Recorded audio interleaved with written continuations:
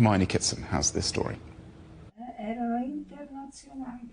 36 years after he died, Antonio Maglio's study remains exactly as it was. But his widow, Maria Stella, says it's not just in this room where his legacy lives on. I am very, very emotional because when I see the athletes take to the field, I see the figure of Antonio Maglio that watches and flies over them. Maglio is known as the father of the Paralympics and dedicated his life to disabled people. After losing his own son, Maglio saw his patients as his children. He was a visionary who saw beyond because at the time people were doomed to die because they were in a caste. Instead, he managed to find the right cure through his mind and his love for these young people. In particular, he focused on sport for physical and psychological rehabilitation and reintegration.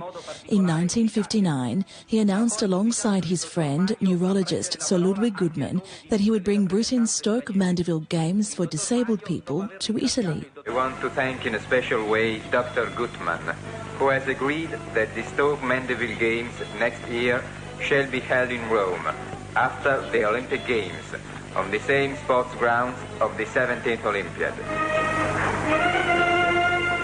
It wasn't until 1984 that the event was retrospectively named as the inaugural Paralympic Games, 4 years before Maglio died. Maria Stella says his highest honour was recognition by the Italian president. Sergio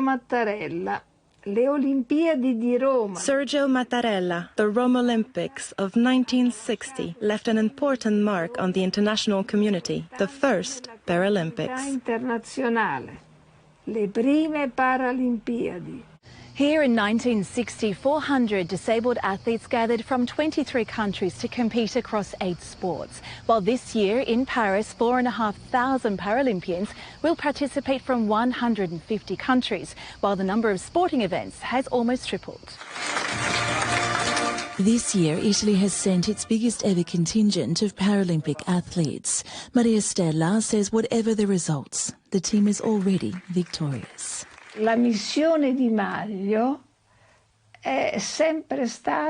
Maglio's mission was always normality, the possibility to live with the same rights and duties as everyone else. The Paralympics, for him, was a victory. Hermione Kitson, CGTN, Rome.